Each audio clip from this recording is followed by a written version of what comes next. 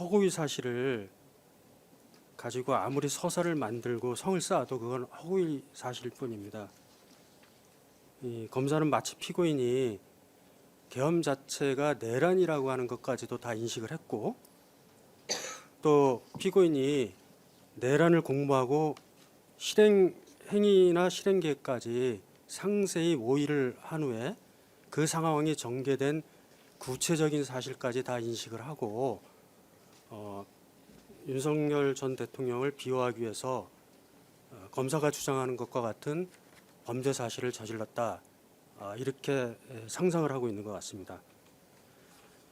검사가 주장한 그러한 상상을 기반으로 만약에 피고인에 대해서 기소를 해야 한다고 하면 직무유기죄라고 하는 그러한 범죄로 기소할 것이 아니라 바로 내란의 주요 임무 종사자로 기소를 했었어야 됩니다.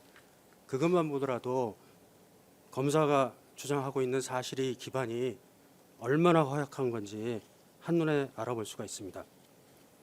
이어서 저희가 준비한 자료에 따라서 저희 의견을 말씀드리겠습니다. 검사는 피고인이 2024년 12월 3일 비상계엄 선포 당시 관련 문건을 접하고 또 포고령 및 국회 봉쇄 상황을 인식했고, 같은 날 23시 50분경 홍장원으로부터 방첩사가 이재명, 한동훈 등 주요 정치인을 체포할 것을 지원하라는 취지의 대통령 지시를 보고받았음에도 불구하고 국회 정보위에 지체 없이 보고하지 아니한 채 2024년 12월 4일 04시 26분경 비상계엄 해제 시까지 아무런 조치를 하지 아니었다. 그것이 국정원장으로서의 보고 의무를 방임 또는 포기해서 정당한 이유 없이 직무를 유기했다, 이렇게 주장을 합니다. 먼저 피고인은 앞서도 말씀드린 바와 같이 윤석열, 김용현 등의 내란행위 모의에 가담하거나 실행행위를 분담한 사실이 전혀 없습니다. 검사가 피고인을 내란행위 주요 임무 종사자 등으로 기소하지 아니한 점에 비춰보더라도 피고인이 내란행위 모의 또는 실행에 관여했다고 볼 만한 증거가 객관적으로 존재하지 않는다는 점은 너무나 명백합니다. 그럼에도 불구하고 검사는 피고인이 위헌 위법한 비상계엄을 통해서 국헌문란 목적의 폭동이 실행됐다는 사정을 인식했음에도 불구하고 국회에 이를 보고하지 아니한 점을 문제 삼아서 이를 직무유기죄로 의율 구성하고 있습니다. 국가정보원법 15조는 국가 안전보장에 중대한 영향을 미치는 상황이 발생한 경우에 지체 없이 대통령 및 국회 정보위원회에 보고해야 한다고 규정하고 있습니다. 여기서 말하는 국가 안전보장에 중대한 영향을 미치는 상황은 아주 포괄적이고 평가적인 개념이기 때문에 그 요건이 언제 명확하게 특정돼야 하는 것은 따져봐야 될 문제입니다. 따라서 위 규정을 근거로 해서 형법상 직무유기죄를 구성하려면 피고인이 첫째, 보고 의무가 발동되는 구체적 상황이 객관적으로 특정되었고, 둘째, 피고인이 이를 명확히 인식해야 하고, 셋째, 그럼에도 불구하고 보고를 의식적으로 포기하였다는 점이 인정돼야 됩니다. 그런데 본건 당시 피고인이 인식한 사실관계는 비상계엄 선포가 돌발적으로 이루어졌다고 하는 점, 국가정보원 차원에서 수행해야 할 구체적 조치가 명확히 부여되지 않았다는 점, 국회 및 언론을 통해 상황이 실시간으로 공개 전파되고 있었다는 점 등으로 인해서 곧바로 국회 정보위원회 지체 없이 보고해야 하는 구체적 사정이 특정되었다고 보기 어렵습니다.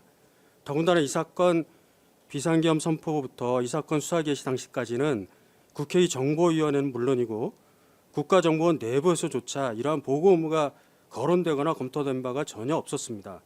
피고인이 구체적으로 보고 의무의 발생 사실을 인식해야 보고 의무 불이행죄가 성립하는데, 피고인이 보고 의무의 발생 사실조차 인식하지 아니한 상황에서 무슨 보고 의무 불이행죄가 성립된다는 것인지 상당히 의문이 아닐 수가 없습니다. 피고인은 대통령이 헌법상 요건에 미비한 상황임에도 불구하고 비상계엄을 선포한다는 사실 자체는 인식을 했습니다. 국가정보원장으로서 그 자리에서 비상계엄 선포의 위헌 위법 여부를 확정적으로 판단하거나 이를 전제로 즉각적인 대외적 조치를 취할 권한과 절차를 갖춘 위치에 있었다고 보기 어렵습니다.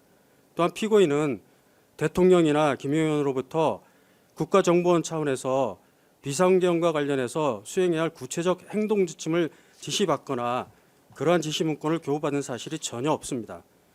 이와 같은 사정에 비춰보면 피고인이 당시 상황에서 국가정보원법 제15조에 따른 국회 정보위원회 보고 의무가 구체적으로 발생하였음을 인식하면서도 이를 의식적으로 이행하지 않기로 하여 방임 포기하였다고 할 수 없습니다.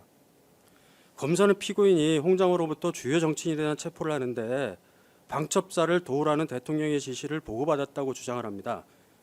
그러나 피고인 홍장호로부터 그러한 취지의 보고를 받은 사실이 전혀 없습니다. 이는 피고인의 수사 개시 당시부터의 일관된 주장입니다. 대통령이 국가정보원의 방첩사의 체포 업무와 관련해서 자금, 인적 지원 등 구체적 조치를 지시할 의사가 있었다면 통상 국정원장이 피고인에게 직접 지시하는 것이 자연스럽고 소관 부서장도 아닌 1차장에게 그런 지시를 전달하는 방식은 일반적이지도 않습니다.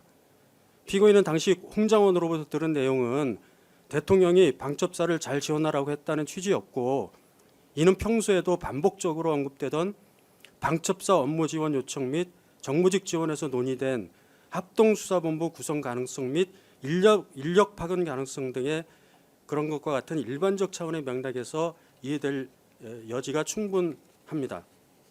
설령 홍장원이 한동훈 이재명을 잡으러 다닐 것 같다는 취지의 언급을 하였다고 하더라도 이는 피고인에게 정치인 체포가 구체적으로 실행될 것이라고 하는 명확한 사실보고로서 전달된 것이 아니라 피고인의 입장에서는 출처 및 근거가 불명확한 추정 내지 단정하기 어려운 형태의 발언으로 인식되었습니다.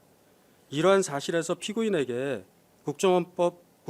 국가정보원법 15조에 따른 국회정보위원회 보고 의무가 곧바로 구체적으로 발생되었다고 단정하기는 어렵습니다.